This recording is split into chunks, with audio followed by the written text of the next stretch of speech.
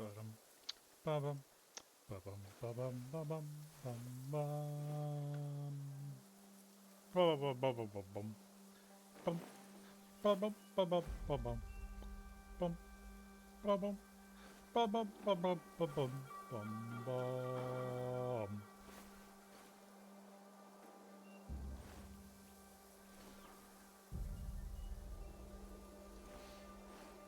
Bum, ba-bum, ba-bum, ba-bum, ba-bum, bum, bum.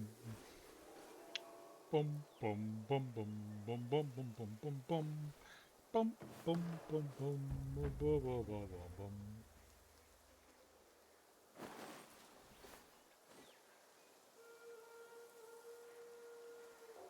Bum, bum, bum, bum, bum, bum, bum, bum, bum. Bum, bum, bum, rum, bum, bum, rum, bum, bum, bum, bum. Hello, everyone. Hopefully you're tolerating your Monday. We're back with Black Myth Wukong.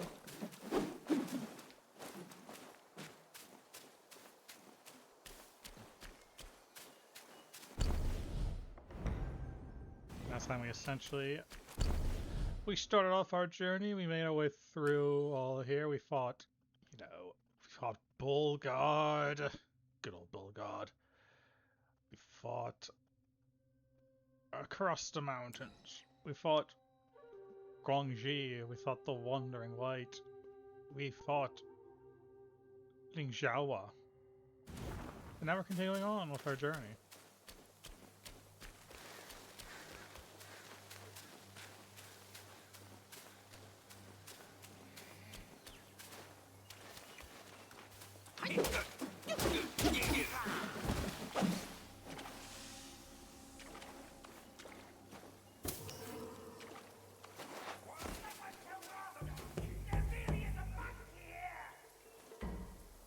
I mean, it's a mountain.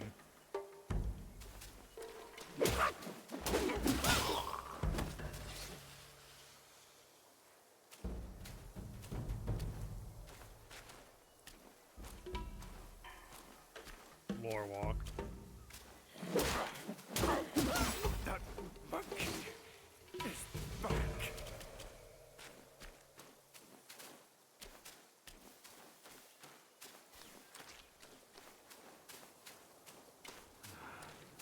What should I do? I'm caught in a tight spot.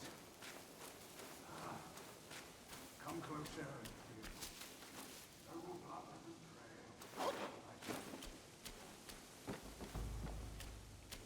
betrayal. I've heard legends about you. Shabari horse. You don't look like a Yaogwai from these parts. Have you come to earn the Black Wind King's favor? Hear me. That bear is but a hollow shell. He can grant you nothing. Don't waste your time on him. He lies about cheating death and even the treasures. His followers are, all of them, deceived. Blackwind Gwai is a sly one. He preaches virtue with a heart full of greed. Oh, I wouldn't entrust him with my plea. You got a horn? You do have a horn. I don't know why you are here, but you should be vigilant. Now, I'm pressed for time. Fare thee well, then.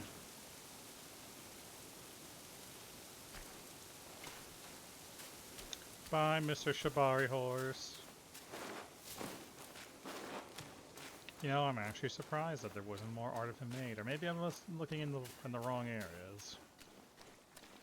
As I remember, there's like a clip of the bow of the whale going absolutely feral over that man. And to be fair, I don't blame her. Another!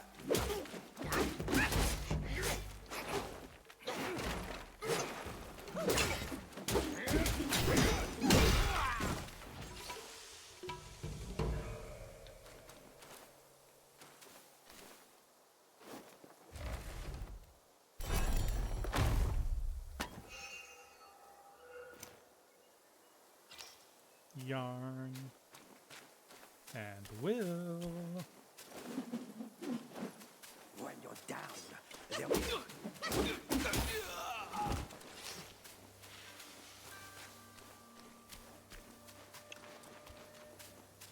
I'm sorry, when I'm down? When I'm down, sir? Hmm? Hmm? Mm-mm.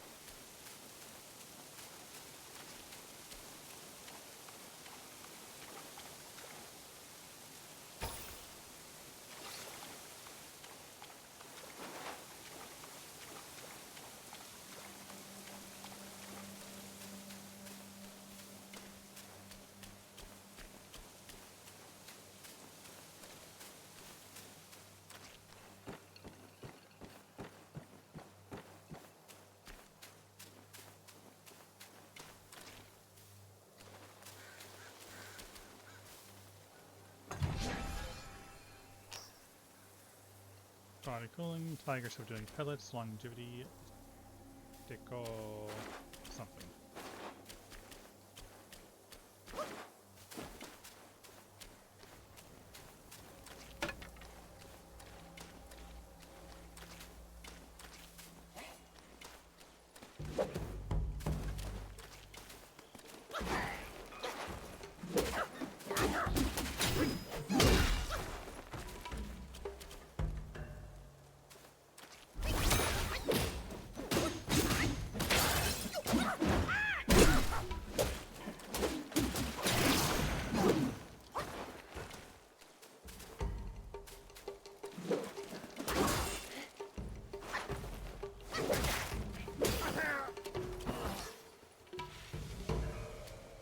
That was a bit more reckless than I probably should have been, but you know. I mean, he was right here in front of the shrine.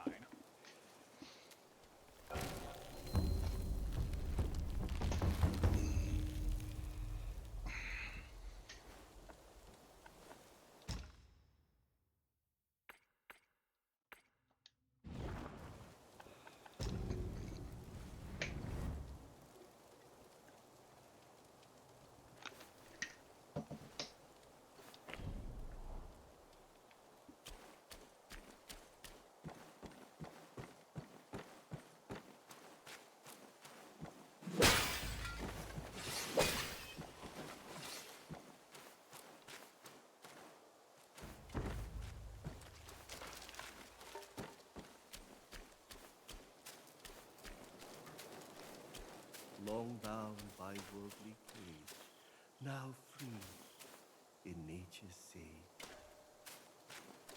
Hello?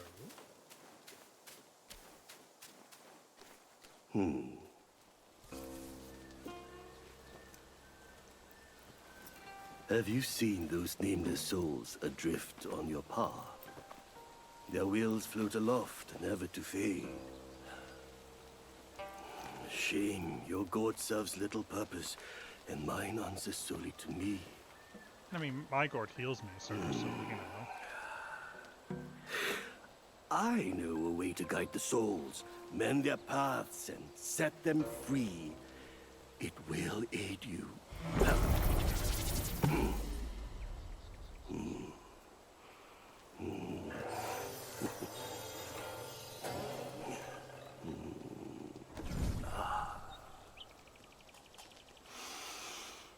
Now, this is better. This gourd, though humble, may save the lost, banish their obsessions, and guide them.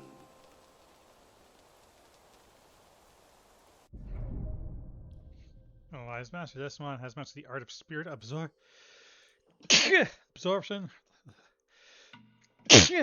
Excuse me. The gourd possesses remarkable divine capabilities, allowing to absorb the lingering wills of spirits left behind by formidable Yao Guais who have been defeated.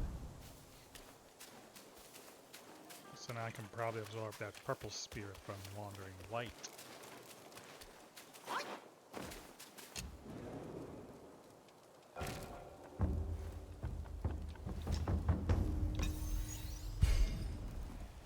Oh, and you can just slurp them up if you miss them.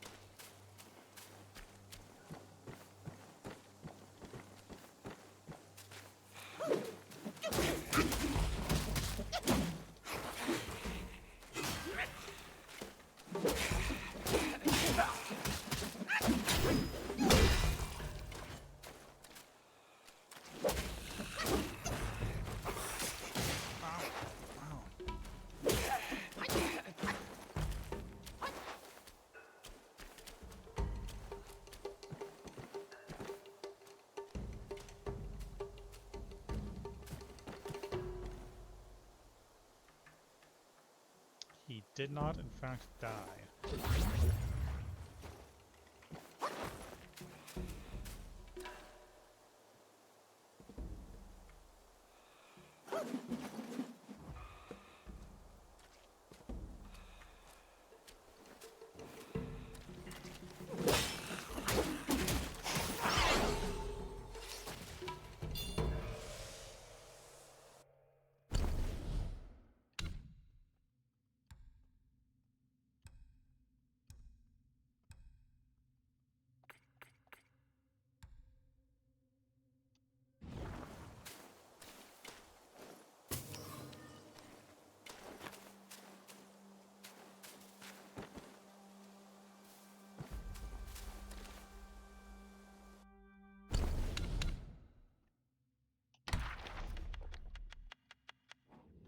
Snake Patroller.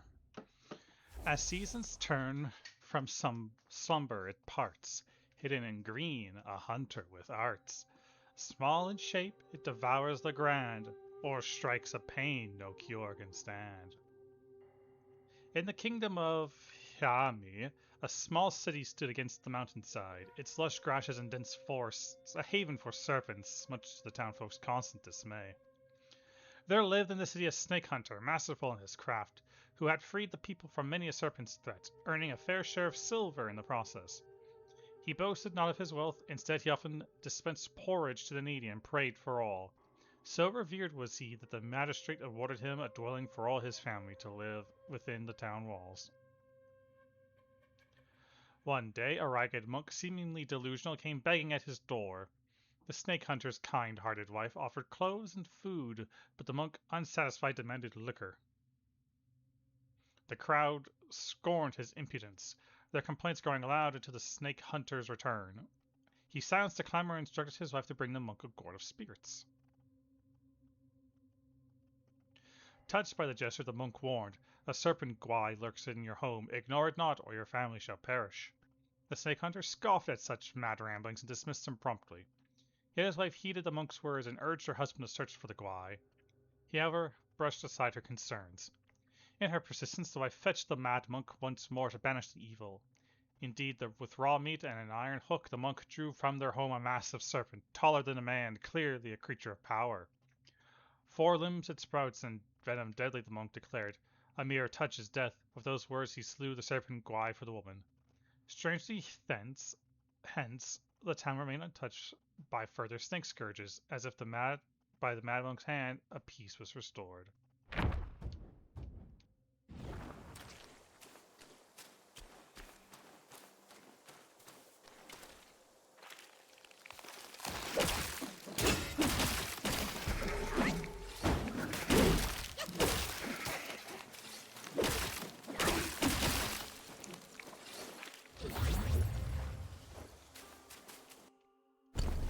back Yao Guai. The skeletal snake.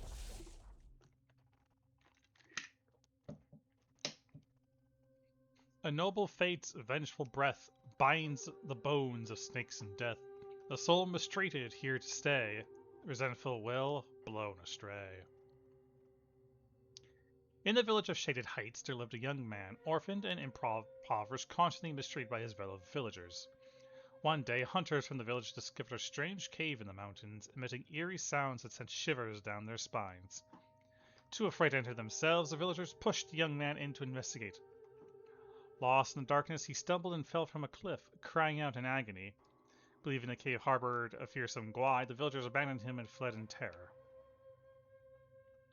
Sitting at the bottom, the young man wept bitterly. Amidst his tears, he heard the sound of bones snapping and the rustling of movement. Startled, he fell silent, only to hear footsteps approaching. Filled with fear, he yelled, "Stay away! I am an orphan and burdened with misery. My flesh is lean, feasting on me won't do you any good." Surprisingly, as soon as he spoke, the footsteps stopped. Time passed, and within the darkness, hunger gnawed at the man's senses. Despairingly, he pleaded, "There's no one coming for me. Devour me quickly so I may have a merciful death." Then the footsteps resumed, inching closer. Terrified, he assumed his end was imminent, yet to his astonishment he felt a piece of cloth gently brush against his face. Reaching out, he realized it was a sleeve, which he grasped firmly. The sleeve guided him to stand, and led him through the darkness until they found the cave's entrance. As daylight bathed him, the young man finally saw what had been guiding him. The skeletal serpent Guai. Seeing the young man startled, the Guai suddenly extended its neck and swept him out of the cave. Afterwards, the young man was saved by passing merchants and departed from the village with them. From then on, his life gradually improved and prospered. As the saying goes, misfortune may be the harbinger of fortune, and fortune may conceal misfortune. While not an absolute truth, when events reach their peak, changes become inevitable. From change, opportunities arise, and the lowest valleys often reveal the clearest paths.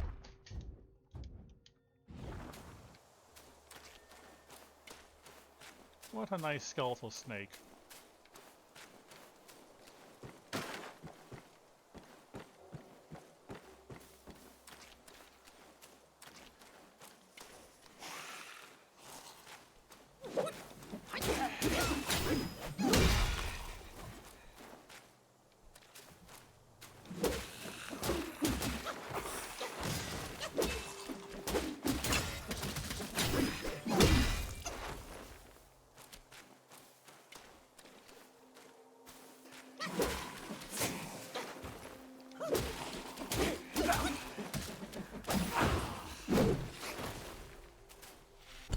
Then I have to just...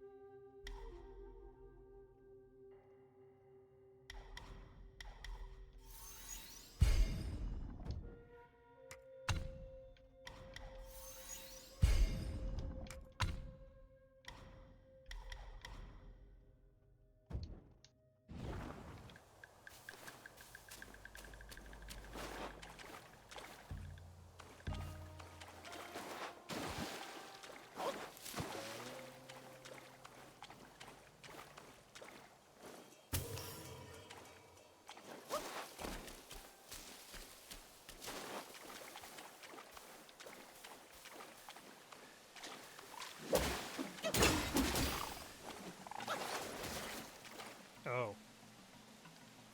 That's a big frog, baby.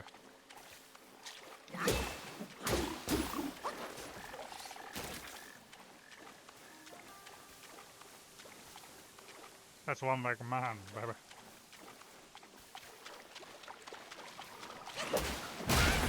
Ow.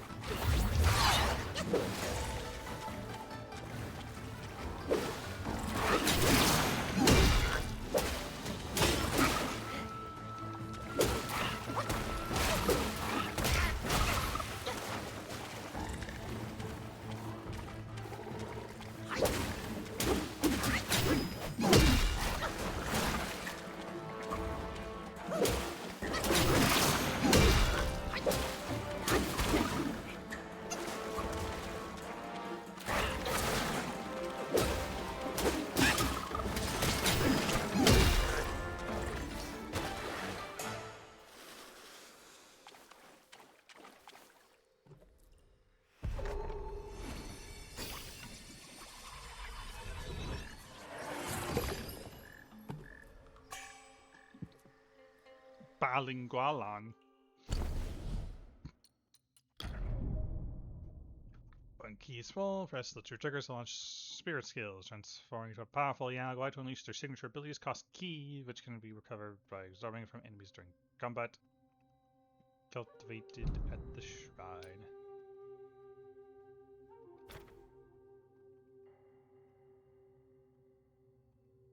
So that's like a wide sweep, and this is like a single target. Wabong.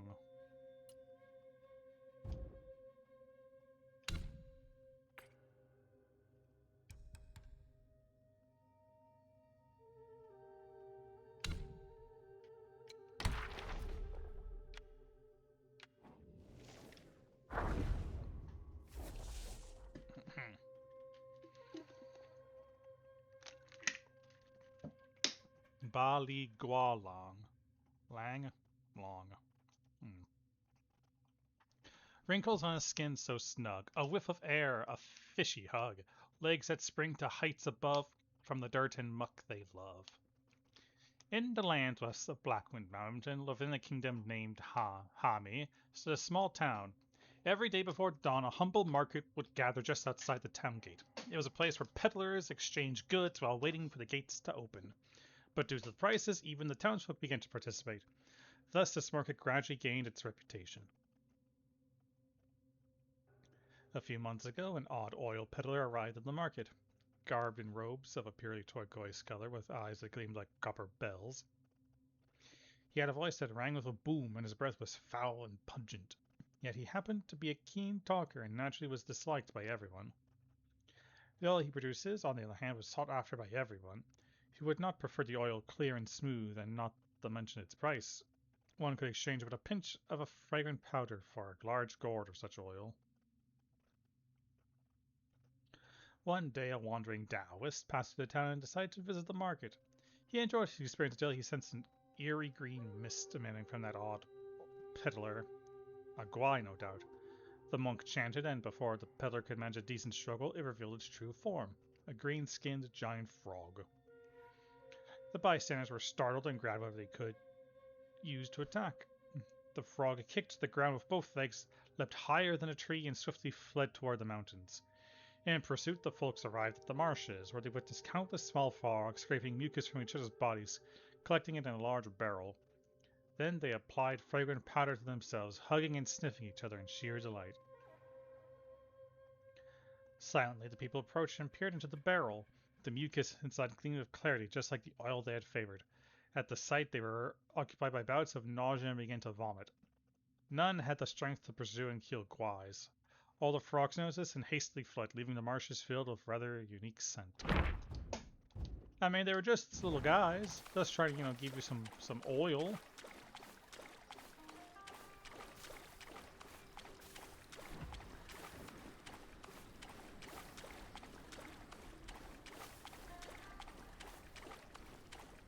Oh, and killing me.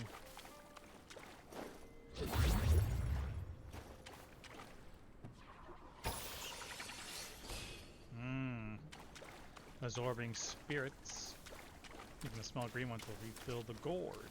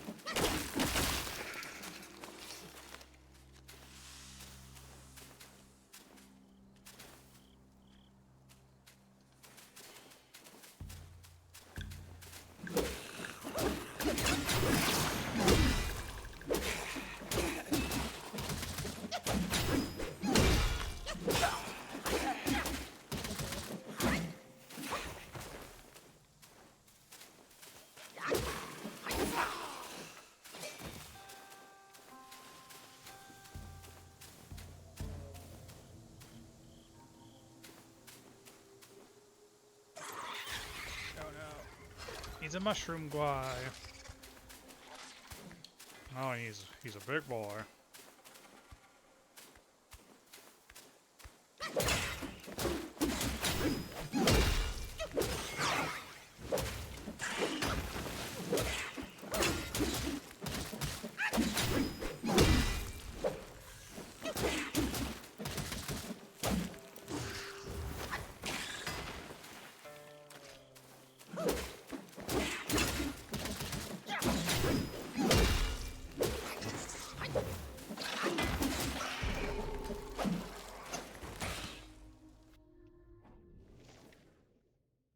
Fungling. So much lore back to back. As mountain rains kiss the ground, youthful green is all around. In her virtue's quiet display, even guys in the woods repay. In the highland of Bounds, there lived a widow and her girl, left to fend against the harsh days alone. The mother sold pancakes in the nearby village. The girl gathered firewood, ground grain, and cooked meals, shouldering her share of the family's responsibility. Ceaseless rains had worn down the woodshed, long neglected without a man's hands. The beams rotted and the roof caved in. The roof. One day the girl found atop the ruins a gleaming mushroom, vibrant and capped like a bowl. Dew danced on its surface, a spark of life too precious to pluck. She sheltered it with straw, letting it thrive in peace. Laden with tasks, the girl had no time to play with other children. All her secrets and dreams she whispered to the mushroom, as if it were a dear friend. The toils of life led the widow into illness, urgently needing money for medicine. After discussing it, the widow and her daughter decided to sell their house. A wealthy neighbor who had once been close to the widow's late husband expressed interest in buying the home. However, this neighbor was very stingy and tried to exploit the widow's illness to lower the price. They spread various rumors to scare away other potential buyers, bullying the helpless widow and her daughter. Worried and anxious, the girl often hid in the woodshed to cry. The mushroom witnessed all her grievances. The next day, something strange happened in the neighbor's house. Overnight, mushrooms had sprouted all over the property. When the neighbors ordered their servants to clear them away, they discovered a large eerie mushroom about a foot tall, neither green nor yellow, growing on the main beam. When they tried to cut down the mushroom with long-handled sickles, it suddenly rose in the air, opening its cap like a fishing net, and floated above them. It shook itself onto the man of the house, crushing him to death. The air was filled with countless spores the creature released, knocking everyone to the ground. Afterward, the mushrooms crawled out of the ground, transforming into many guais. They helped the widow and her daughter pack their belongings and leave the village, disappearing into the mountains. You know, he might have crushed a man to death, but that was a pretty nice mushroom.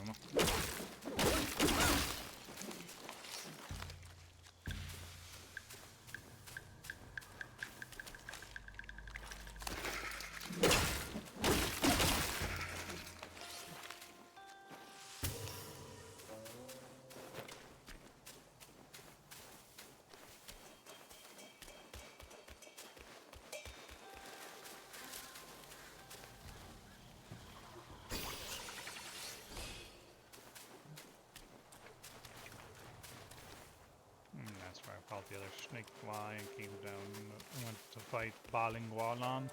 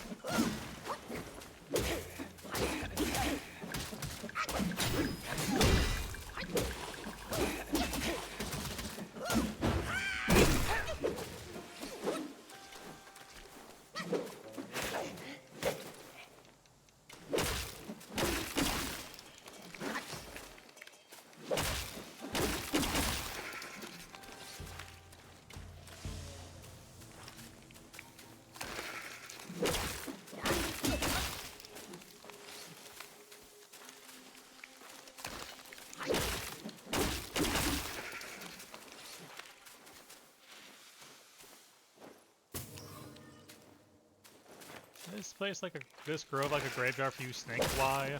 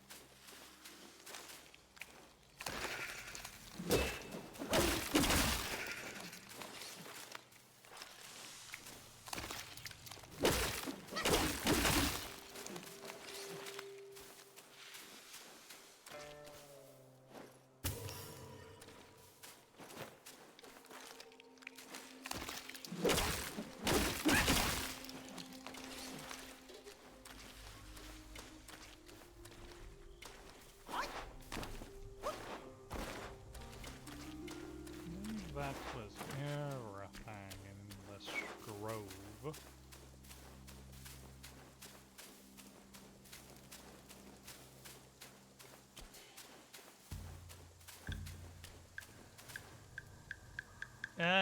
I've played through chapter 1. After that, it'll be more like a first playthrough. This humble one's name is Guangmo. Should my demise come by your hands, please pass this message to my master. Searching for deity, mortals do aspire. Craving immortality, Yao Guais surely will conspire!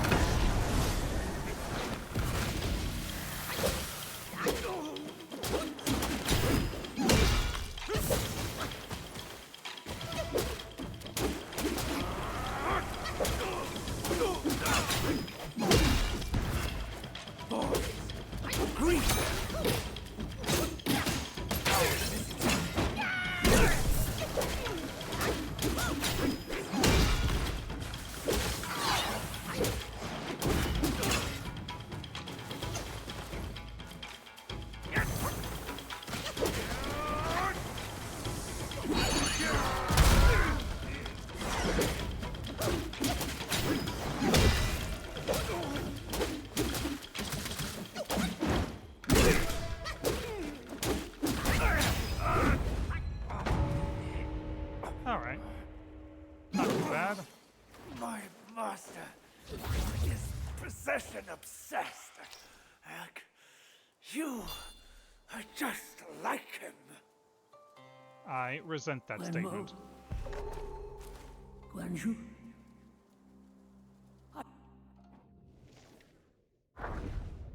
And we'll get into Guangmu's lore in but a moment.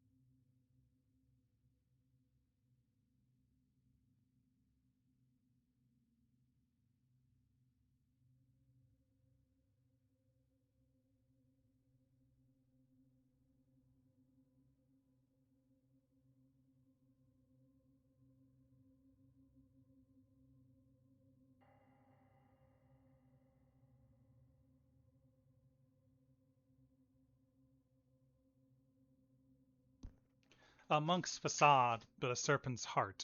He wields deceit, playing many parts. His desires shift, insatiably pursued, faithless to his master, all teachings he eschewed. Guangmo, the great tactician, was not like his senior fellow pupil Guangxi. Again, I am sorry if I butchered these pronunciations. I do not speak Chinese or Mandarin. From a young age, his heart yearned to be a legendary Yao Guai master, remembered for ages. But fate had other plans. When old Ling Xiaohua sent his beloved disciple to Guanyin Temple to be a monk, old White Snake Guai grew worried. The snake feared it was old Yang Zhuai's ploy to win favor with the Black Bear Guai, and commanded Guang Mo to join the monkhood as well. Before he left, the snake warned him, never fall behind, least of all behind Guangxi.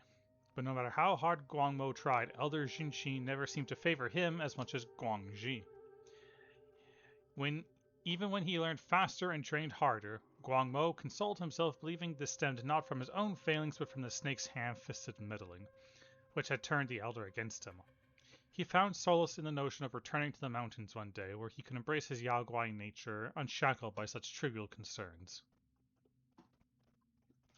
Guangmo can still recall Jinqi's teachings. You can be too extreme, too uncompromising, always leave some room and some things unfinished.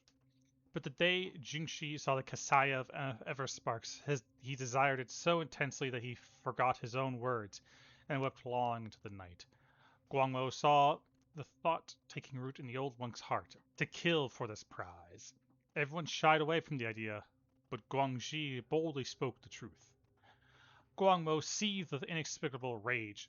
In his mind, a scheme within a scheme began to take shape. As Elder Jinchi drank tea with the two monks, Guangmo glimpsed an untamed malice in the monkey's eyes, a hunger for vengeance.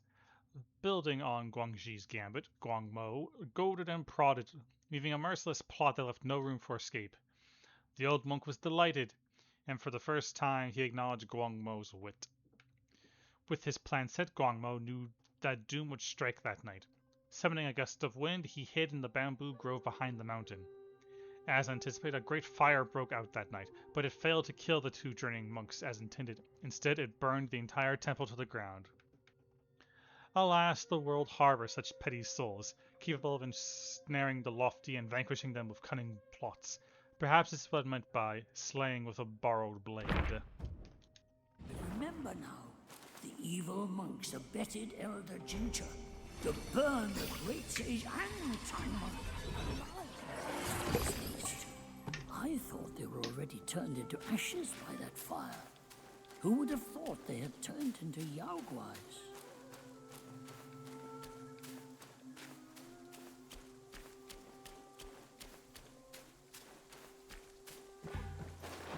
A ring-a-ding-ding.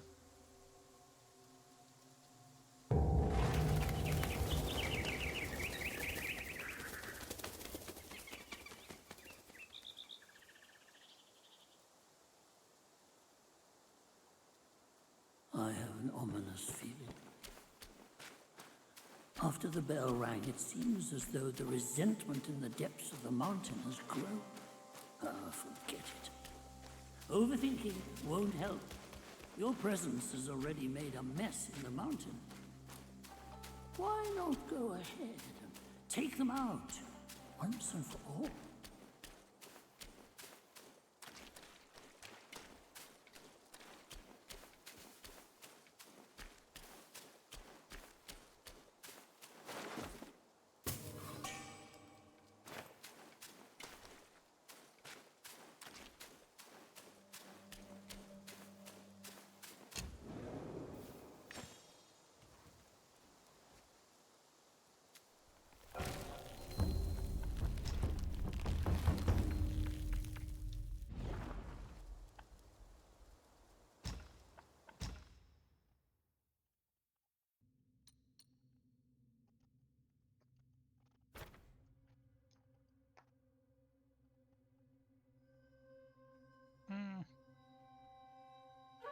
Nah.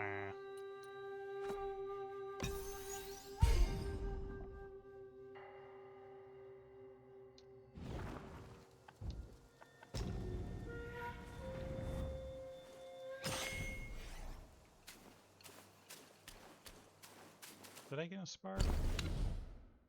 I did get a spark.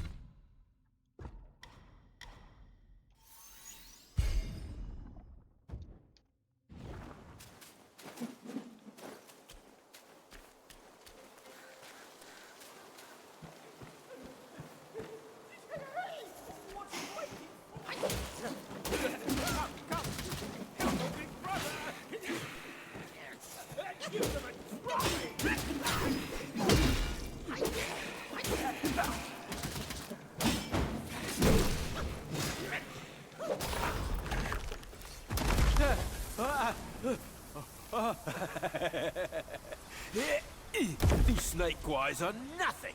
Snake gall steeped in drink, though, makes a fine tonic to flush malady. Here, young friend. Be my guest inside.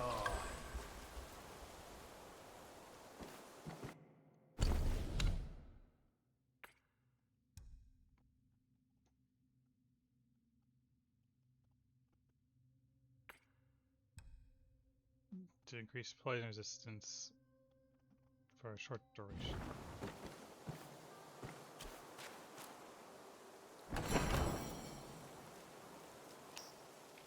Some tiny bits of gold.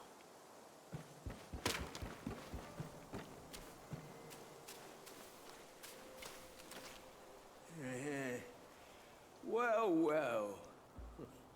I'd stake you're one more monkey from Mount Wukong. I've met many of you. By rank of birth, you all ought to call me forefather. But I'm just an old monkey, banished to the mortal world.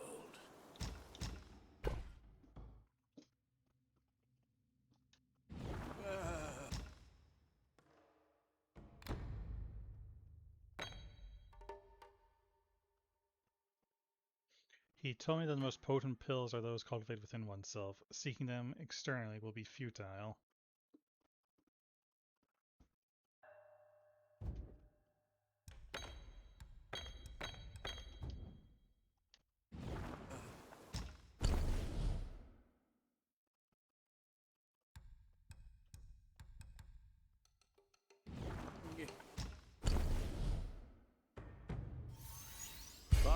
Fight, but not without a gourd that suits just right. There's no going back to the court now. Only drink can drown my sorrows.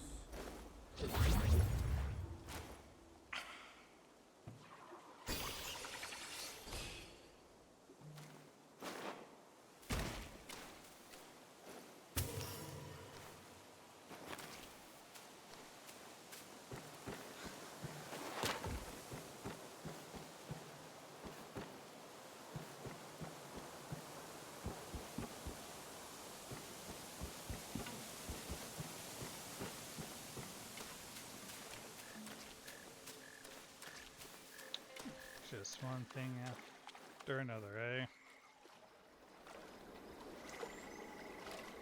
Hailed bird, what dimmed your shine? Past's grip beyond our grasp. The future we may still clasp.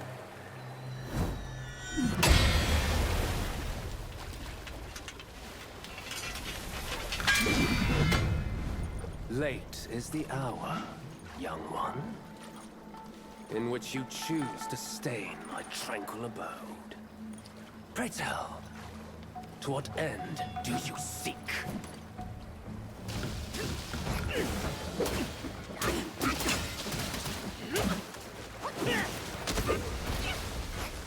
Gentle, yet it engulfs all. The power of water. Can you feel it? Ebb and flow.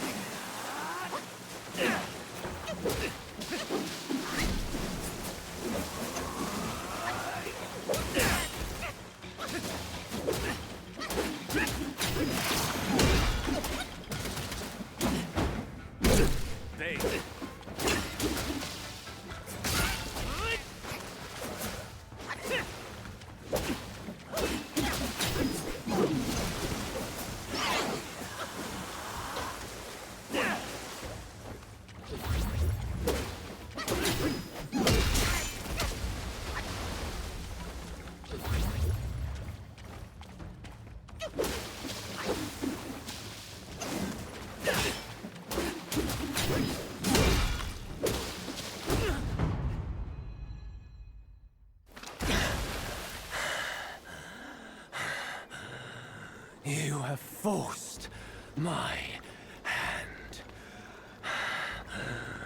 Now you shall face what I truly am.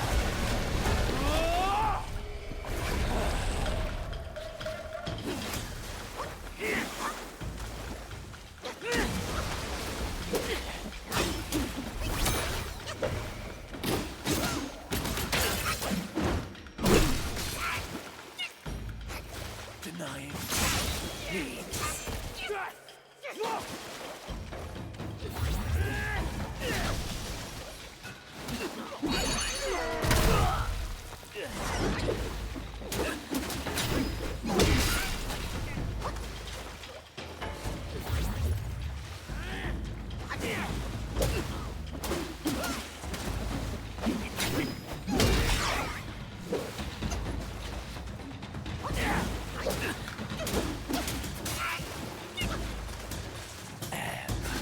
And flow.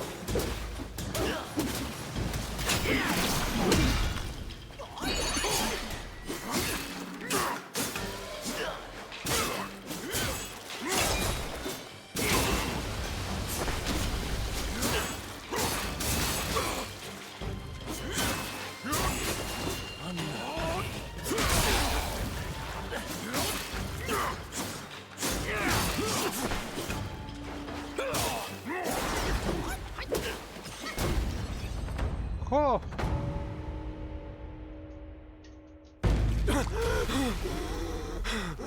Begone, snake. Halt! No ill will I bear. I'm merely my brother's eyes and ears. I feign my loyalty to guard this path on the bear's order.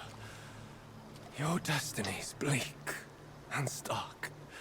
In its grip, we share the mark. The Guanyin temple now lies in cinders, yet the elder soul endures. The root of greed ever fosters the stem of suffering. Better to forget the things you truly seek. The three bells, have you seen them all? Do you too desire that which they ceaseless?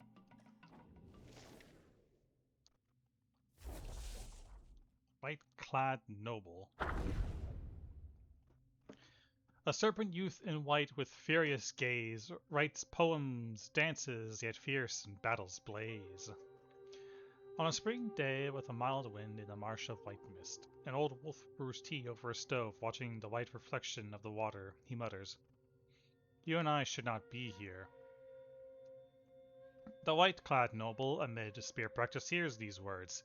Swift as thought, he hurls his spear toward the stove. In another instant, he flashes over, grips the haft, and stands poised before the aged Yao Guai. Shall we sip blood or tea? Tea. Sit. They sit face to face. The old wolf hands the noble a bowl of tea. The noble drains it in one gulp. A fine tea. The old wolf nods. Does a raised mountain garrison warrant so many schemes? The noble replies, I come on my brother's command. There is no scheme. The old wolf retorts, my return from death, was it not a scheme? The noble says nothing. The old wolf gazes at him, also silent. Despite the cloudiness in the wolf's eyes, his unease is apparent. The noble ponders for a moment and finally answers, that truly wasn't a scheme. If not a scheme, then what was it? Have you heard about that child in the court? The Buddhas have a spell. They piece together items that mimic the body, chant the mantra of revival, and thus bring back a life. The old wolf smiles bitterly and shakes his head. That, master, most assuredly wields no such power. Indeed he does not, yet the foul relic he obtained bears its potency.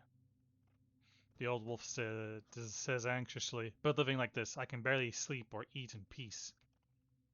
When doom is nigh, life may yet persist. When blessed with life, the loom of death lingers. Breathe and make peace with it, and you may find your tranquility. The old wolf says nothing. The noble lowers his eyes, also silent. For all the uncanniness in his eyes, his compassion is apparent. The old wolf says, I'll leave this tea to you. Better to drink tea. The old wolf rises with a sweep of his sleeve, sighing deeply. Living like this on their blood. How can I bear to do that? He totters away, not by the path he came, but turning down a fork in the road beside the marsh. Tell the master he doesn't need to come see me anymore. And of course, Shen Monkey.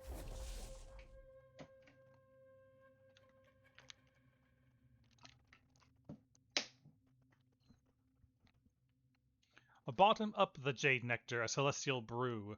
In the jar, the fresh wine sparkles anew. In worldly clamor, he wishes to stay drunk, forgetting homeland, foreign lands amuck. In Chang'an City sits the temple of the Wild Goose Pagoda. Not far from its gates lived a diligent temple goer named Hao Dengsheng. Dengxing? One day Dengxing dozed off as he sat at ease at home. In his dream, he found himself at the temple gate. 4 figures approached: a monkey, a dog, a long, and a tiger, all deep in talk. Here the tiger asked, "Where do you plan to take that thing?" The long shook his head. "Fret not, I hear they've all returned to their caves. We need but make our way to each place and wait. Our meeting is sure." The dog then inquired, "May I ask, friends, where are you all off to?" The monkey replied, "I'm not fond of the sun, rain, or chill wind. For drinking I shall need out a lush and lovely spot." The long stretched his neck. "I need to dwell by the water. If your place has a water view, we might dwell near." The monkey waved him off. "I've seen that ugly mug of yours for all my long years. Better we live far and distant from each other." The long paid him no heed and asked the dog, "And you, young one, what plans do you have? Perhaps we can—" The dog said, No, the time isn't right. It's still too early. I'd rather head to the mortal world and have myself some experiences first." "Ha! Experiences," scoffed the tiger. "You just yearn to hunt for rare herbs to play with your furnace." The dog flushed, and before he could retort, the monkey turned to the tiger. "And you? What of your plan?" The tiger thumped his chest. "I'll guard the village." Seeing his friends had made their choices, the old long said, "Well, then, we need not travel together. Here's where we part ways, each to seek our path. When we meet that one, I'll gather you all again." With that, the 4 parted. Deng Sheng heard a thunderclap and woke with a start. The dream had already faded from his mind.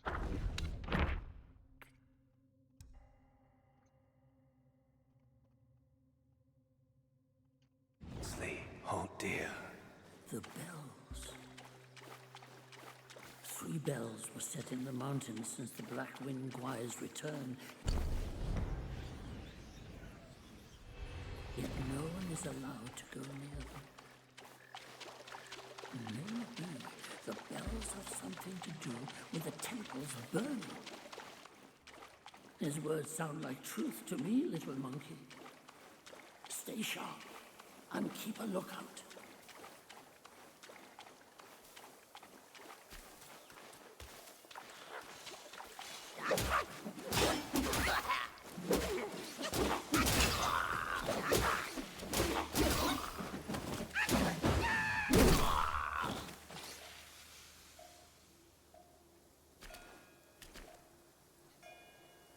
Are you the old wolf who the master needs come to see anymore?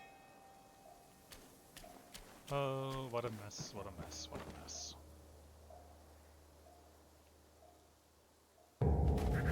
Ring a dong ding. Come and sing.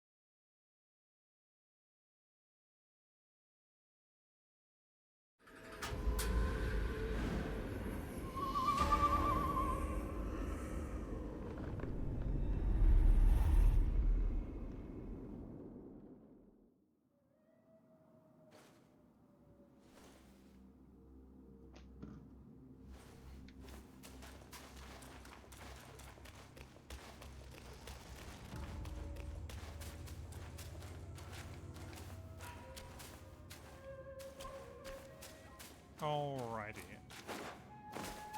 It is that time of day, so I shall go to walk the dog.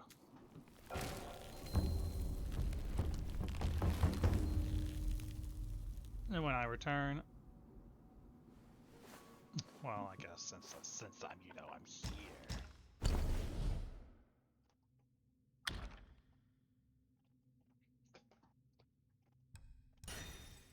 Twin Serpent Staff.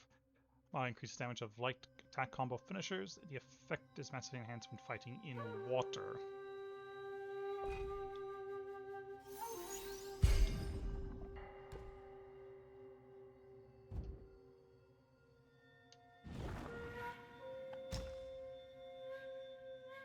Well, there's things all around us first. Well,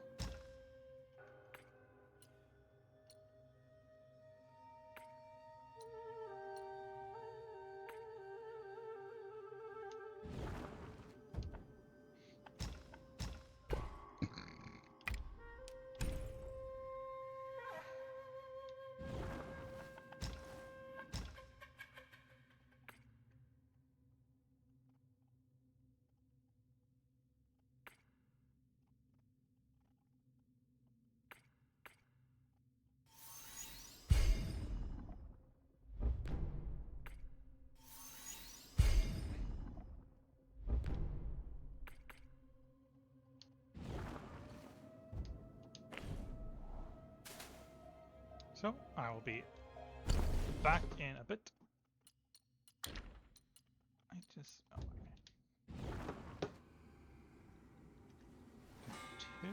then.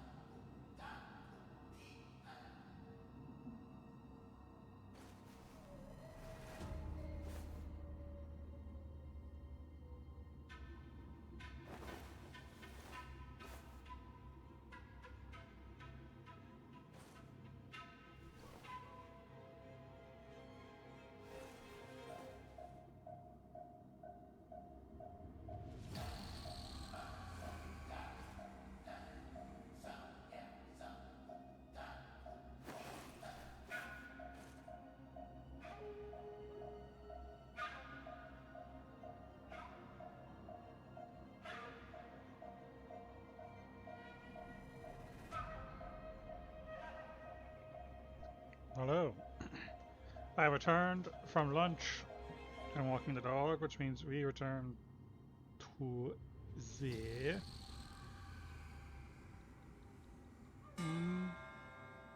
Black Myth. Let's see.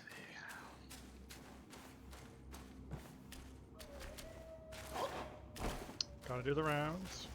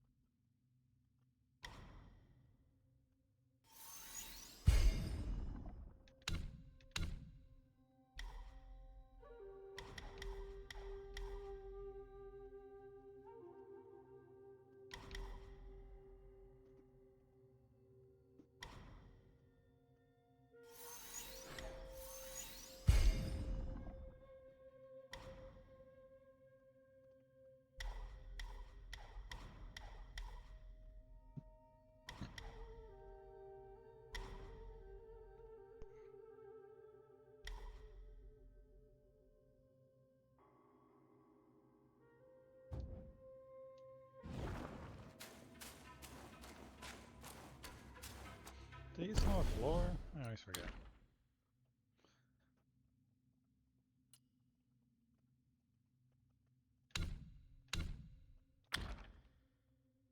This guy is supposed to teach malice will prevail.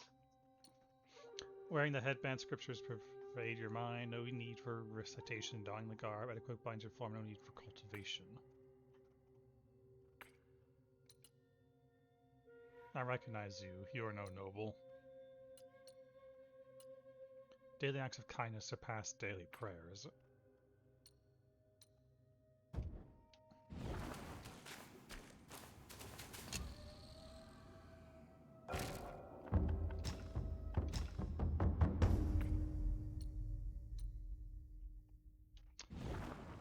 Like 100 wills short.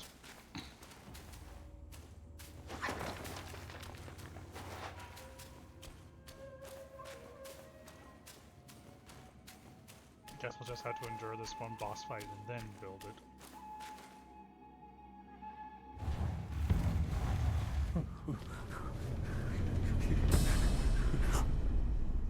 Oh, thank me to thou. Oh, finally then the 3 bells sang. Disciples come, I hear travelers approaching my temple carrying new treasures.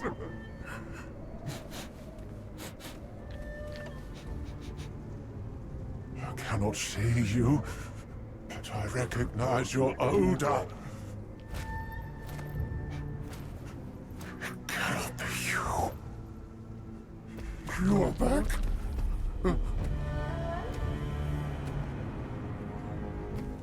It must be you who took that Kasaya. Now give it back!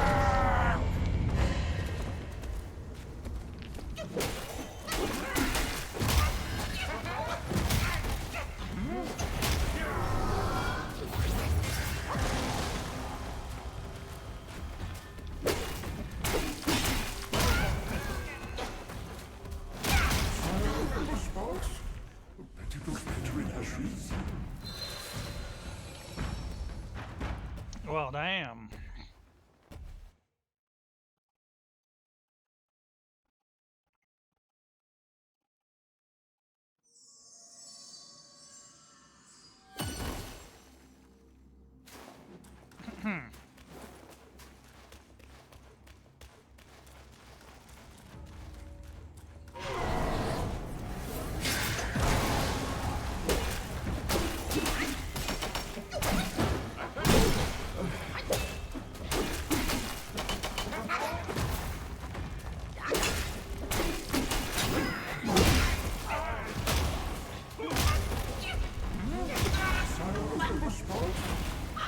Those mentoring ashes.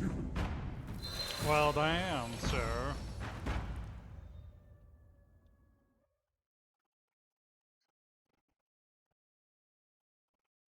Couldn't you let a poor little monkey get a chance to get off the ground?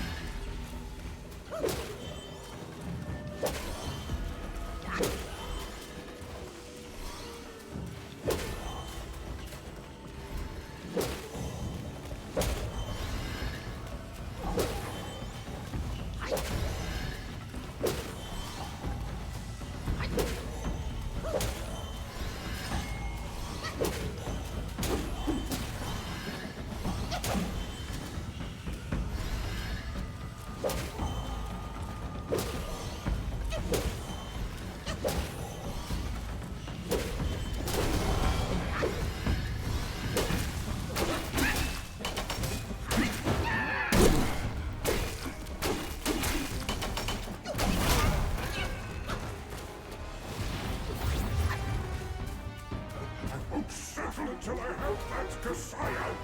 Get it now!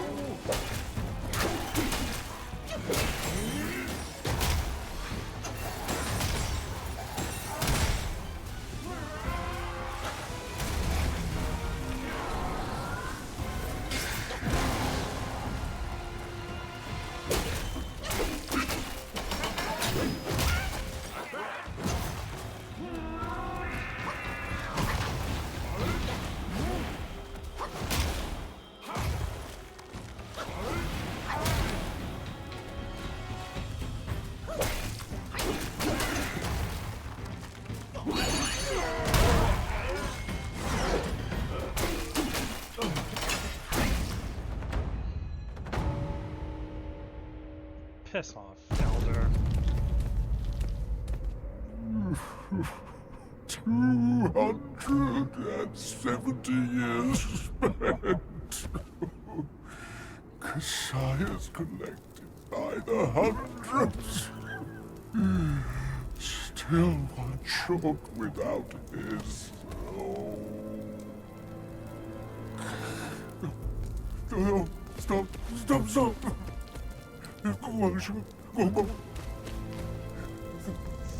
The Kasaya, leave it. Just leave it. Stop the fire. Please stop.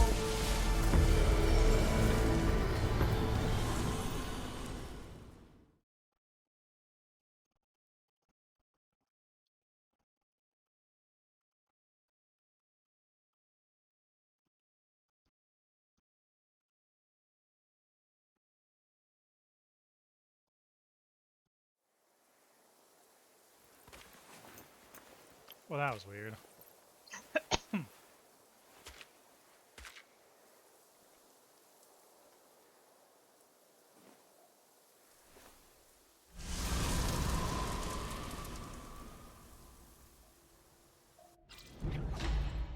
Fireproof mantle! Let everything else burn. I care nothing but my master. Give it to me quickly. The fireproof mantle.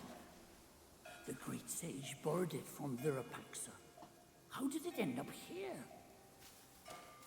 You must have freed that miserable soul. Oh, such is it.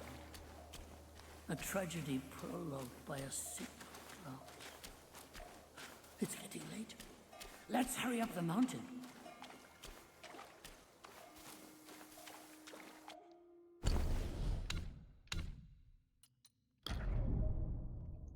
When full of key, press right trigger, let stick to use the vessel.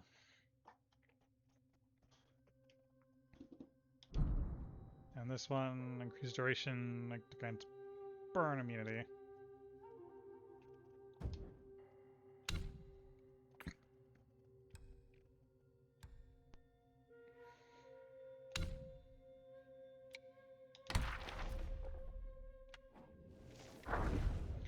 Elder Jinshi. With empty hands, he preached, yet gold was his quest. He left no wealth, just doctrines to attest. A life of greed, his doom was sealed tight. If deeds were weighed, would he still face his plight? After 2 months of peace, Tang Monk reined in his horse. He saw towers and halls nestled deep within the fold of the mountains. At the gate of the place, he saw that it was indeed a temple. The master and his disciple exchanged greetings before passing through the mountain gate. In the main hall, he saw the name of the place, Guayin Temple. Tang Monk was overjoyed, but Monkey said, "Master, this is no good place. Better to leave soon." But the monk wouldn't listen. He knelt before every golden statue he saw in prayer, and the monkey, impatient of his master's attitude, began to strike the bell incessantly, startling all monks in the temple. Those from the upper and lower halls all poured out. The monks greeted Tang Monk. Monkey used his see-through eyes to look around and laughed. "Why do you monks here look so sickly and weak, with your spirits drained? Have you broken the precepts?" In Tang Monk's perception, the monks all wore brand new kasayas and had tall, sturdy bodies. He considered Monkey's words to be mere nonsense and remarked, "Don't speak so recklessly." Then he turned to apologize to the monks.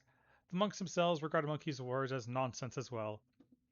Only 2 small monks hidden in the crowd dare not reveal themselves. The elder of the temple invited the master and the disciple to the back chamber for tea. After the monks had taken their seats and the feast was laid out, the 2 small monks assisted the elderly monk inside. Tang Monk bowed respectfully. The 2 exchanged a few pleasantries, and Tang Monk inquired, "May I ask about your esteemed age, venerable elder?" The monk replied, "Despite my many mistakes, I have lived to see my 270th year."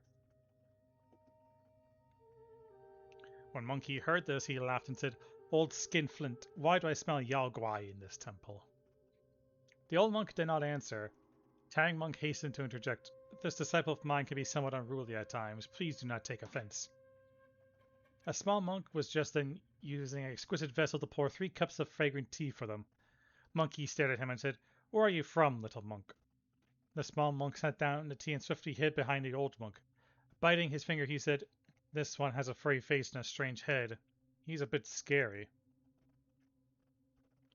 Tang Monk glanced at Monkey and said, "Mind your words, don't offend people with your brashness." He then shifted the conversation by praising the tea and the vessels. The old monk didn't seem to mind. Instead, he asked Tang Monk, "Noble sir, hailing from the Emperor's capital, might you have any treasures that you could lend me for a mere glimpse?" Tang Monk declined repeatedly, but Monkey laughed and said, "Master, isn't your Kasaya itself a treasure? Why not allow him a glimpse?" All the monks laughed. Then they brought out 12 cases of Kasayas, unfurled them, and hung them up for Tang Monk to see.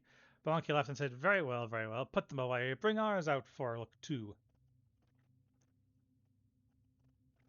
Tang Monk grabbed Monkey and tried hard to stop him, but Monkey said, do not fret, I know what I'm doing." Without more words, he took out the Kasaya for the monks to see. As the old monk gazed upon such wonder, his spirit was touched. He walked up to Tang Monk and knelt with tears in his eyes. This humble monk is very bereft of fortune. My eyes are dimmed and clouded. I cannot see it clearly. Monkey laughed again and said, "And how do you intend to inspect it clearly?" The old monk replied, "If you would be so kind and trusting, allow me to take it to the back chamber and study it carefully overnight. I shall return to you tomorrow morning before your departure. May I know your thoughts on this?" Upon hearing this, Tang Monk was startled and chided Monkey. Monkey laughed and said, "What are you afraid of? Let him take it for a look. If anything goes wrong, I'll handle it."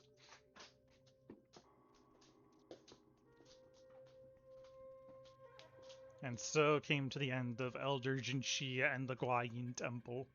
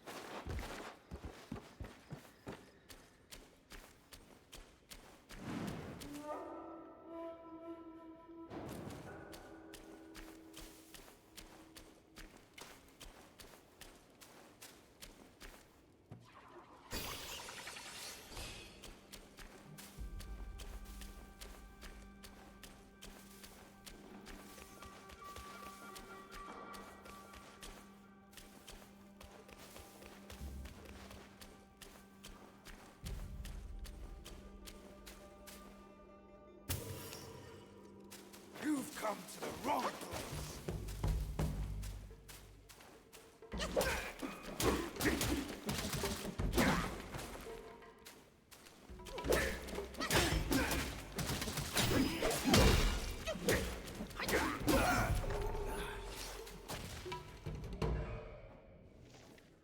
I believe that's the last of the lesser Yaoguais. Wolf Assassin. Hills and rivers, nature's way. Kindness grows like grass and wood. Plants may fade, then bloom in May. All shall still stand where they stood.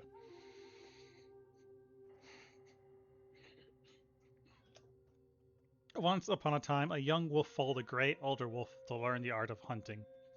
Despite his cleverness and diligence, the young wolf struggled to catch any prey. One day, the pale elder commanded him to find food alone or face hunger. Then the young wolf, hiding in the shadows of the mountains, finally managed to catch a rabbit. However, instead of eating it alive, he gently licked the rabbit's wounds as if to heal them.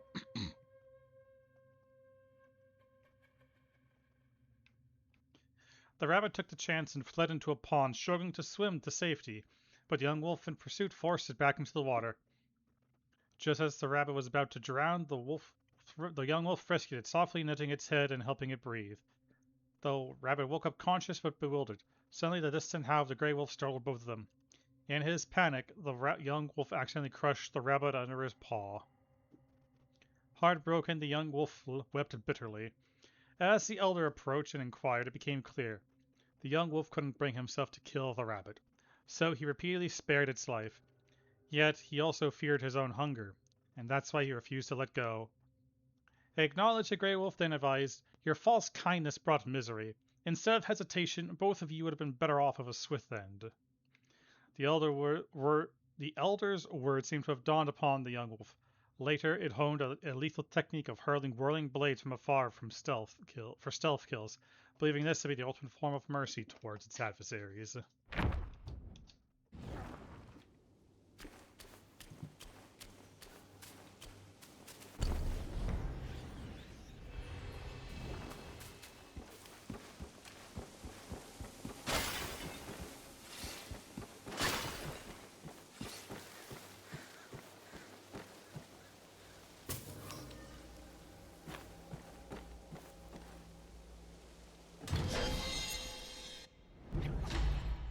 Celestial Tai Pill.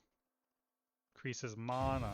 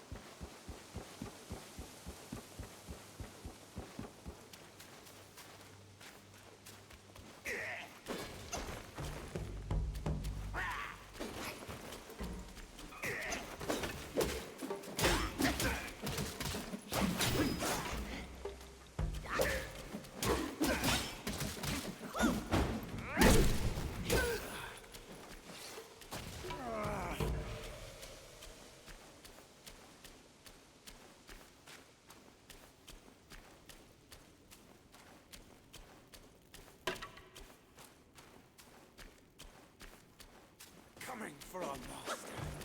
You must get through us first.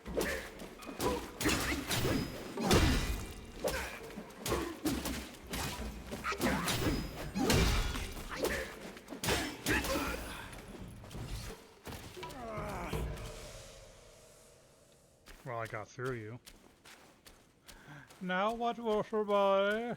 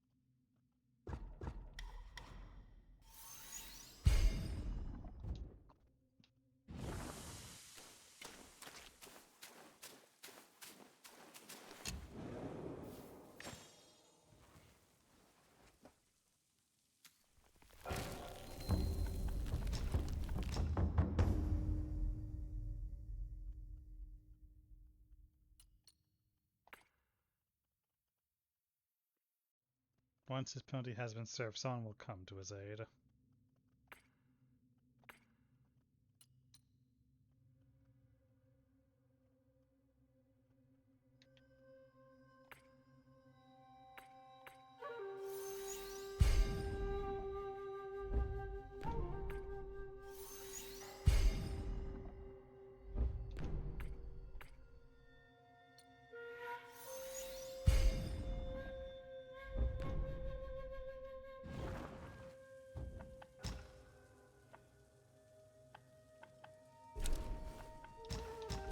I do want to see something, because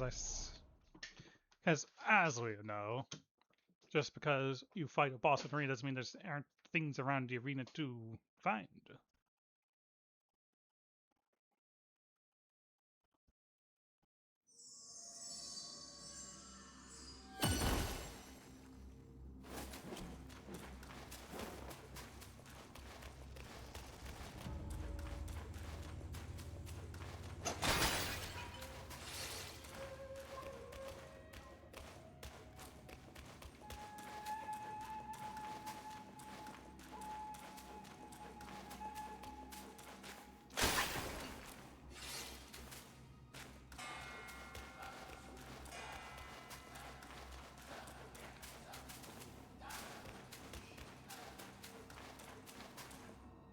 there's invisible walls abound. I see. Well, you can't blame a lad for trying.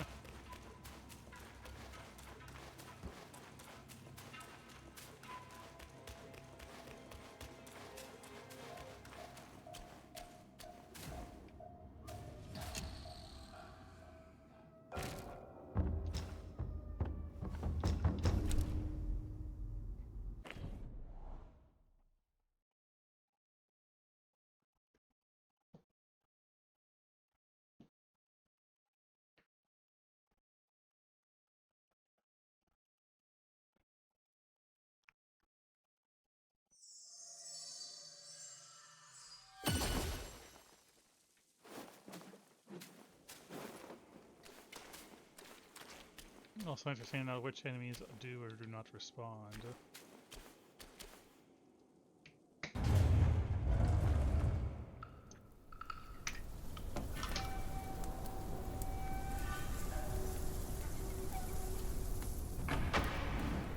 Black Wind King. 500 years.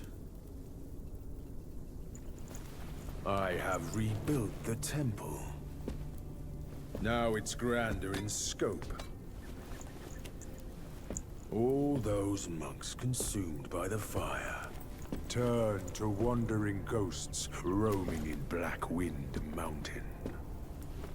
It was I who granted them eternal repose. I have even restored the charred scriptures piece by piece. But oh yes, I always knew. One day you shall return.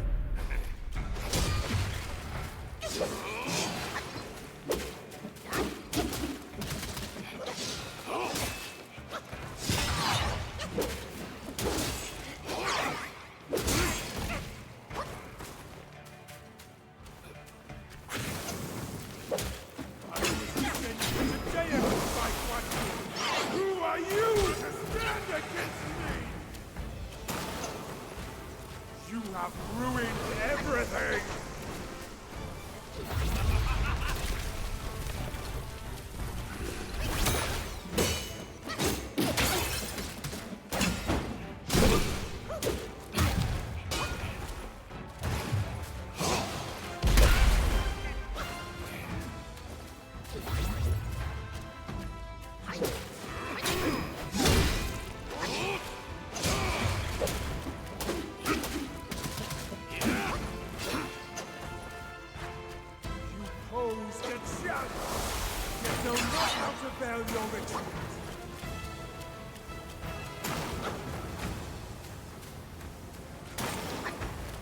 Still think you're rock solid?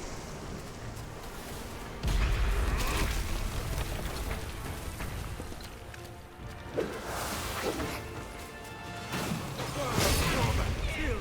Such are the deeds, you monkeys! You still think you are better than us?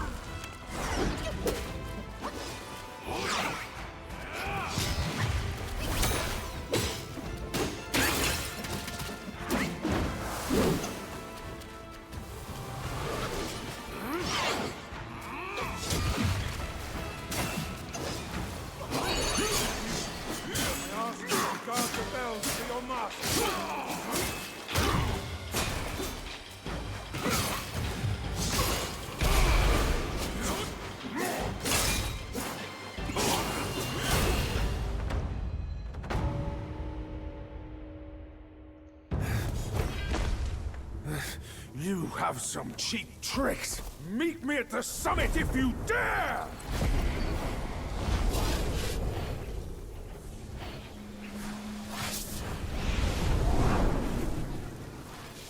Bye.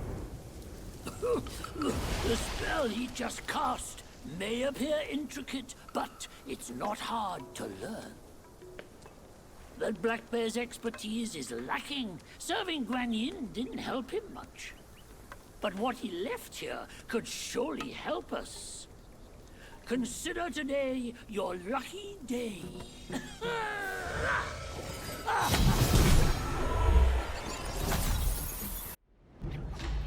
Cloud Step, dispersing into mist, allows for an escape and provides opportunity to execute an unveiling strike.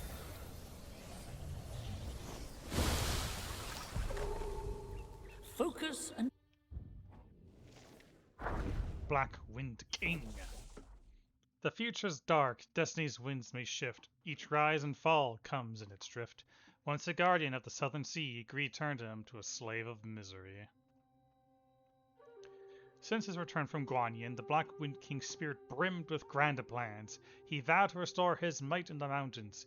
He knew well that after years away, to win respect from the Yao Guai, strength alone would not make them bow.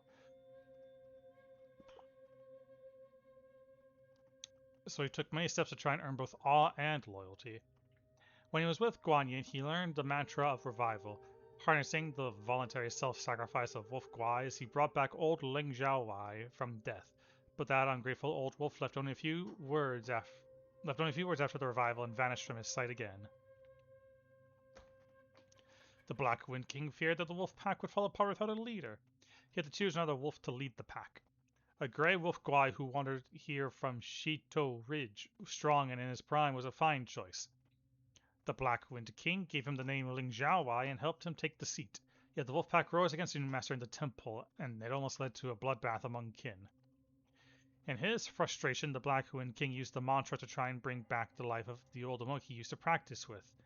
But the soul of the monk did not return to the stitched corpse. Instead, it fused with the gold, silver, and copper coins the monk had buried in life. Forming a maddened golem, it wandered and disturbed the mountain, garrisoned day after day, never relenting. The newly appointed white-clad noble is far from ordinary. He typically indulges in solitary reading and poetry. Despite his outward appearance of loyalty and sincerity, he remains shrouded in mystery, making it impossible for others to fathom his true intentions. Alas, to think too highly of oneself and then end up achieving nothing. It is true that they say a fool with ambition is worse than a nobody.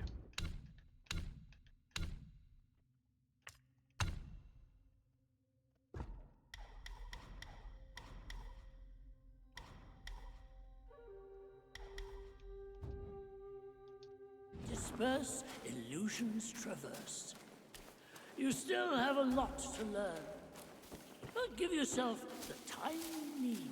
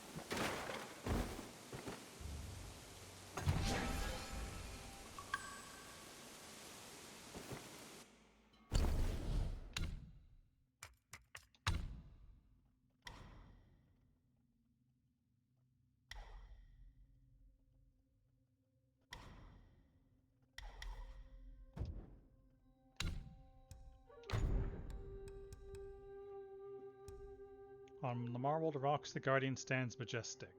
Before the agate shore, there stands the mighty Mosca.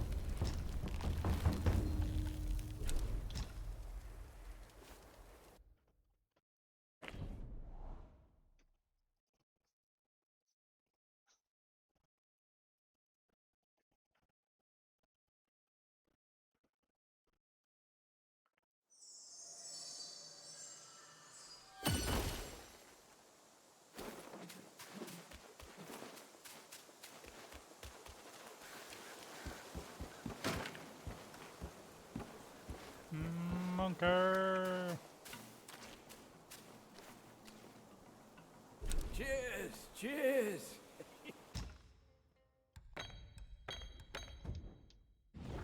Fence.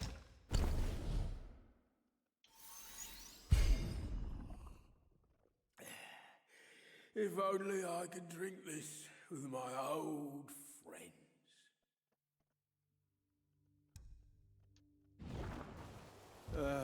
There's no going back to the court now.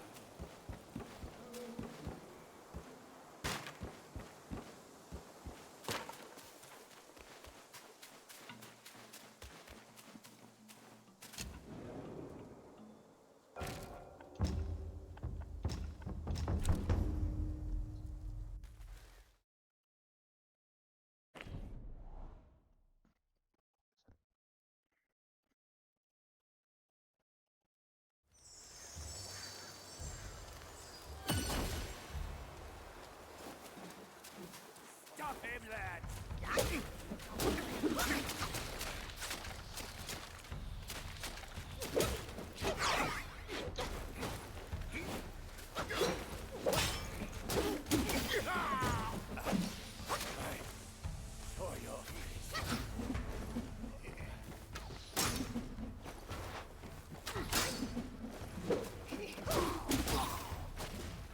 Nowhere to hide!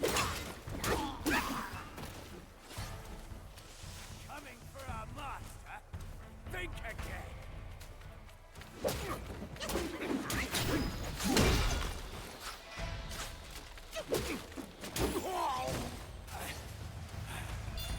Master.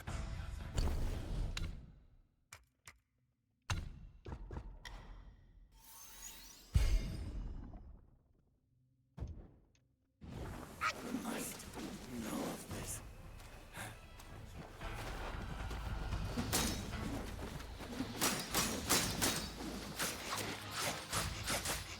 Ahead is a treacherous path, young monkey.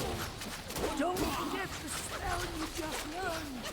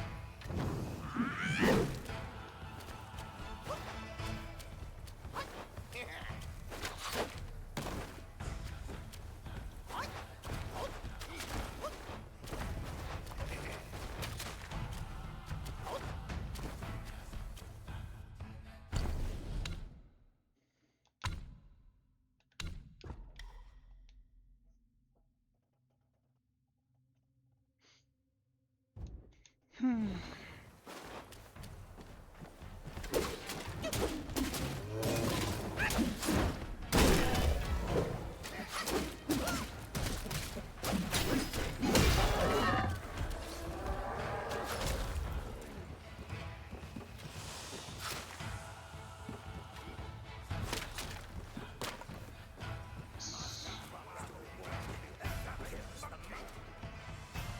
second, lads.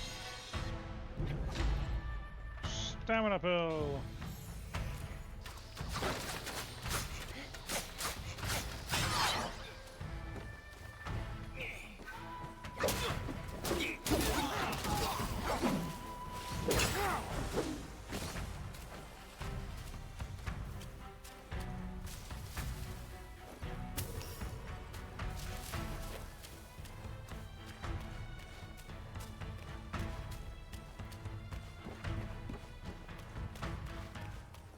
Master promised to reward whoever kills.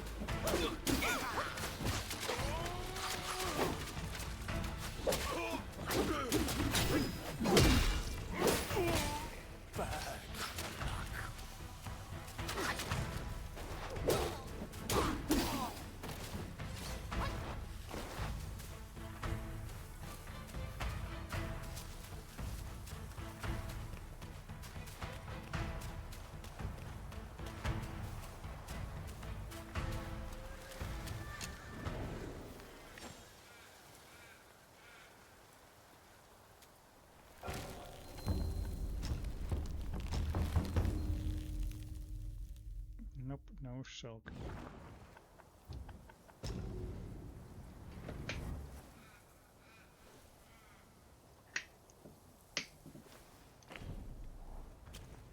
Alright.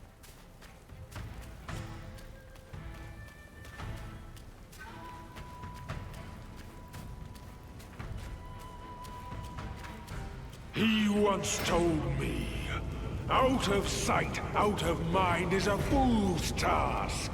Seeing but seeing through is what wise men do. But didn't he turn mad by what he saw too?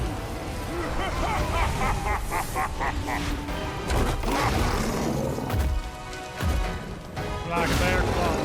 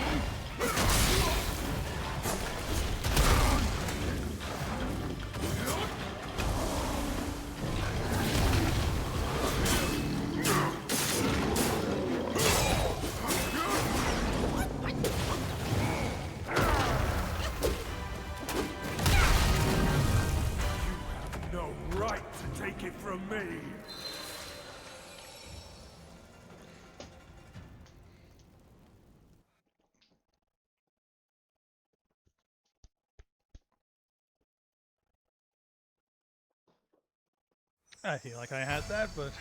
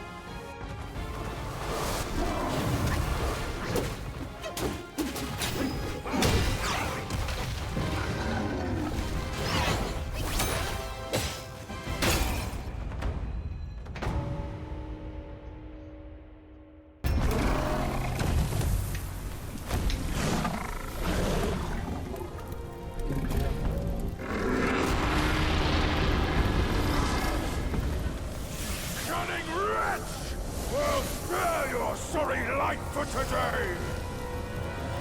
Fortune is no longer on your side! No one will come to your aid. All I need is to take it elsewhere and rebuild everything anew!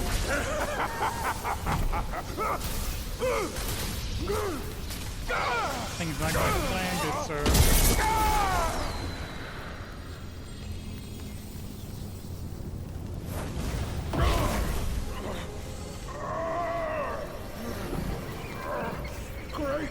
The sage!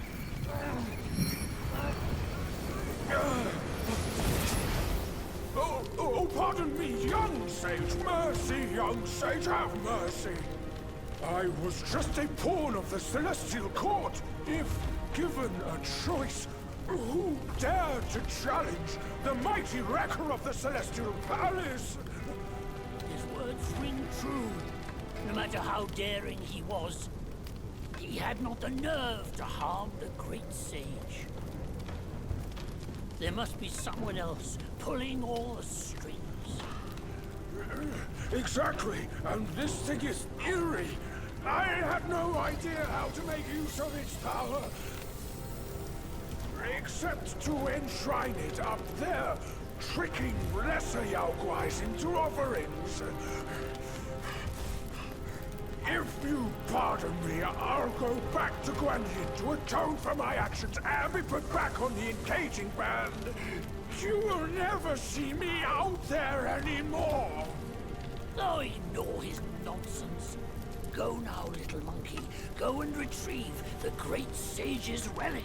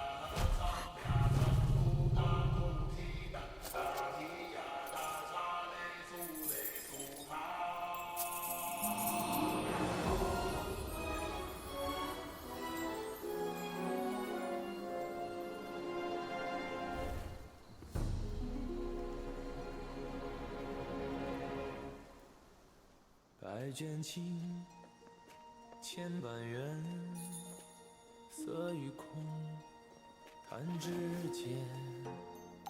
轮回路，有万次劫，求不退，闭上眼，一生功名忙如烟，浮沉落花断不绝。涅槃究竟寻常事，有情处不远。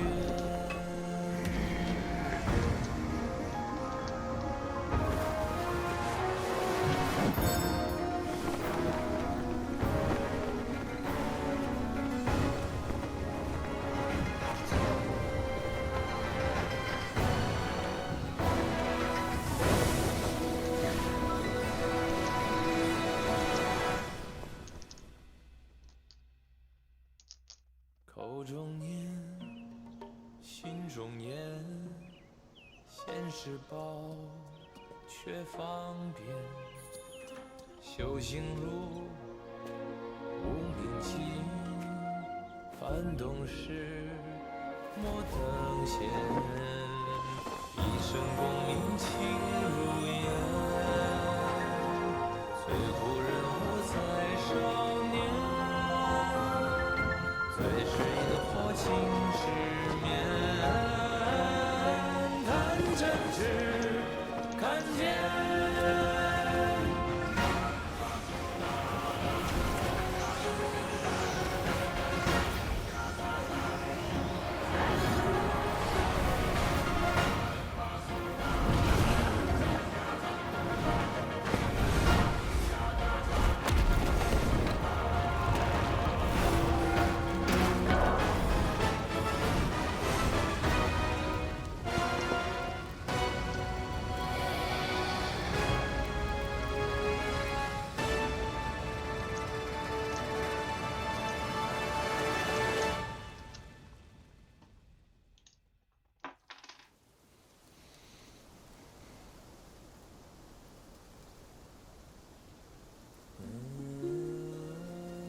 Master, it still puzzles me.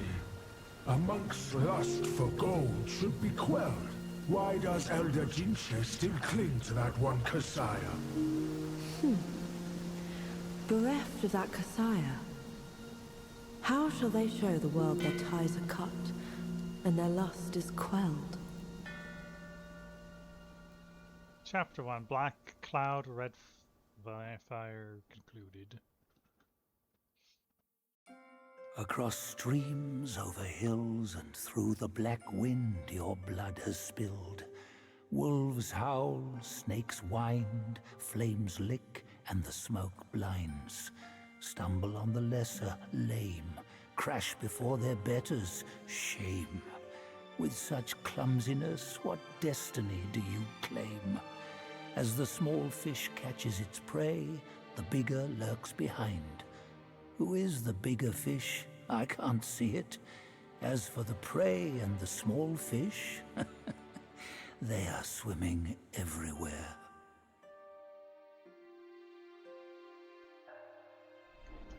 Curve eyes.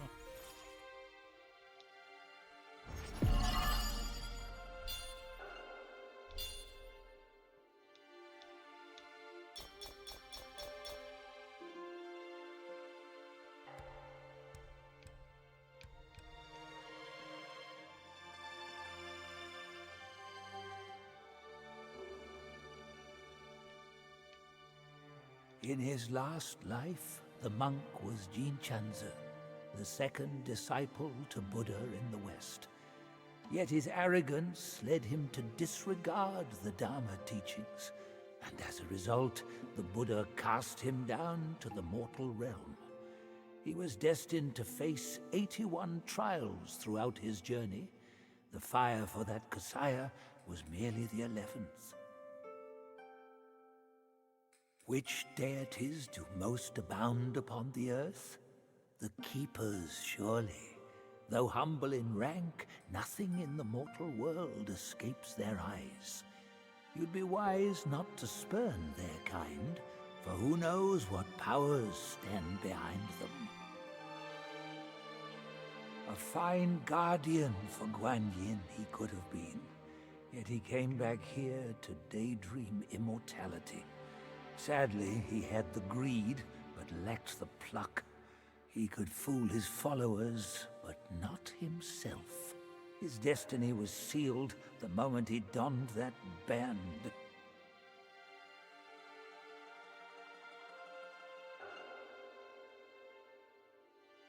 A mere human, blessed with a lifespan nearing 3 centuries, yet he was never sated. He just had to seize that one Kasaya. Centuries of devotion undone by a moment's greed. In the end, a lost soul became him. How pathetic.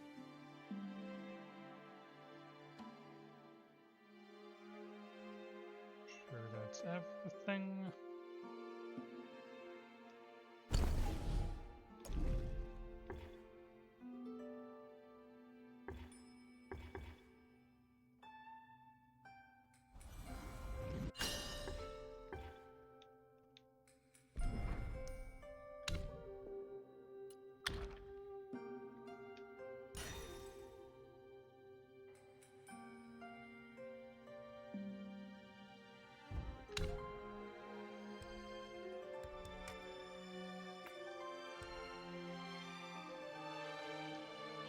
Fortune forsakes you, your gold dulls to iron, yet when embraced by luck, your iron sharpens to gold.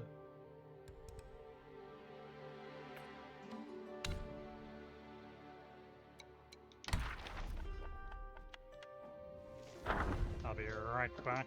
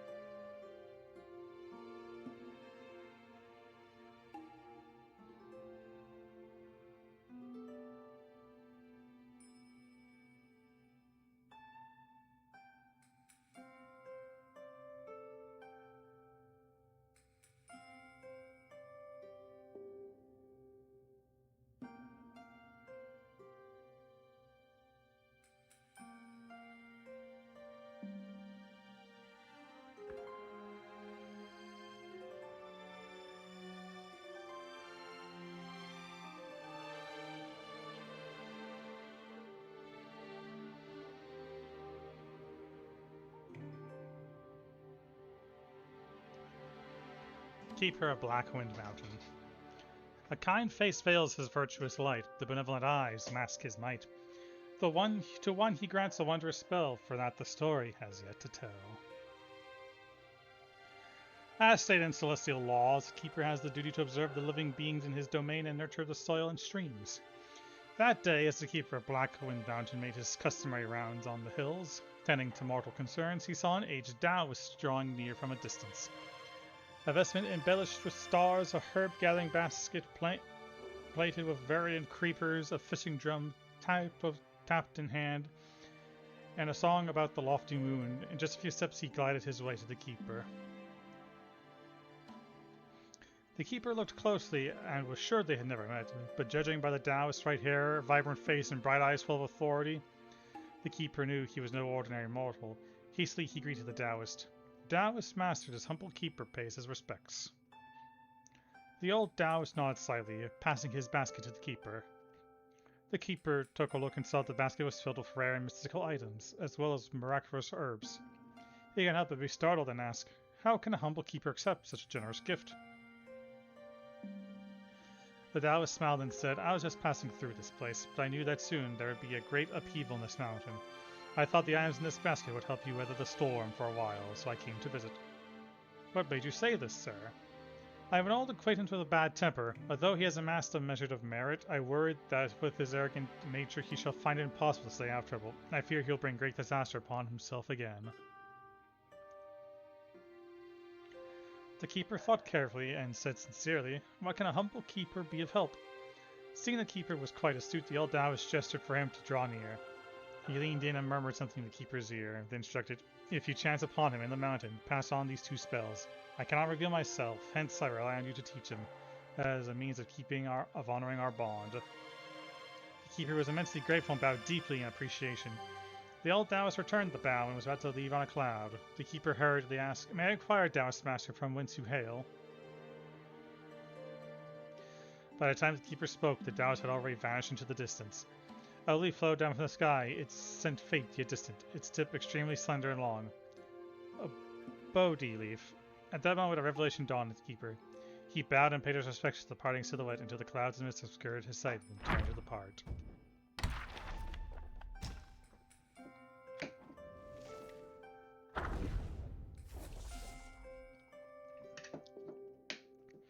In Gawain's grove his greed won't cease, southern tides bring no release.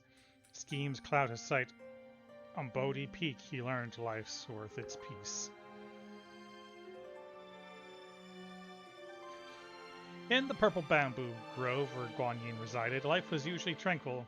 The black bear Guai spent his days eating bamboo shoots with Aster and drinking homemade bamboo leaf brew. His days became so unremarkable they almost faded into nothingness. One day the Long Princess paid him a sudden visit with Red Boy, her servant. Flustered, the black bear hastily gathered his dishes, trying to hide the mess.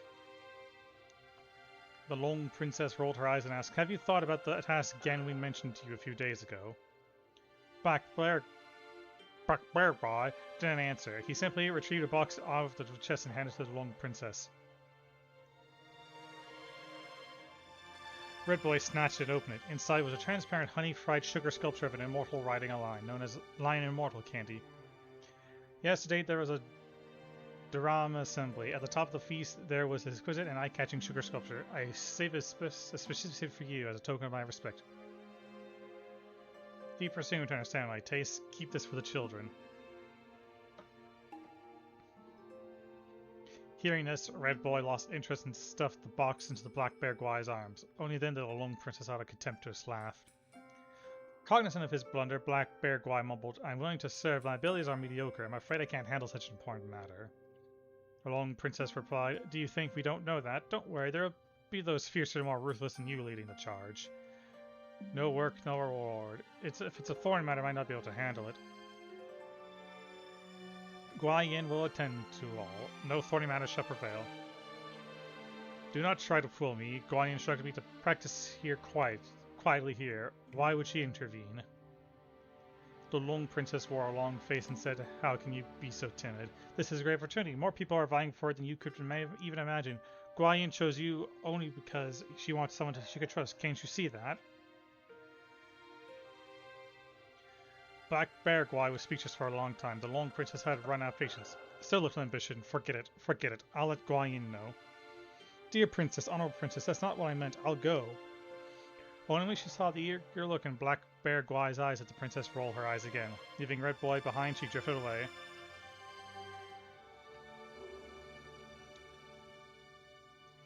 Seeing her leave, Red Boy hastily asked Black Bear Gwai, "What exactly is this task? I want to leave. Why don't you tell Guayin and take me with you?" "It's a matter of great importance, but as you just heard, Guayin didn't want you to go. Don't pester me anymore. I don't want to lose this opportunity for your sake." A few days later, Black Bear Gwai finished his preparations, wielding a black tasseled spear. He was about to set off. Red Boy, who had been waiting outside the bamboo grove for days, hurriedly caught up with him and once again insisted on accompanying him.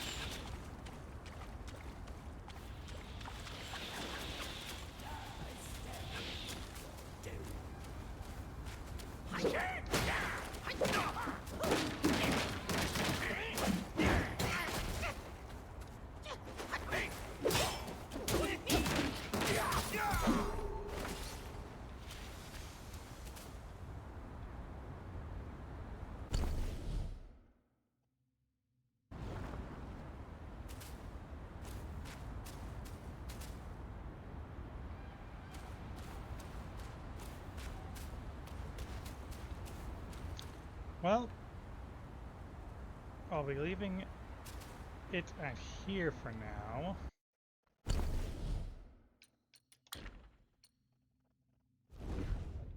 Oh, I can see the model.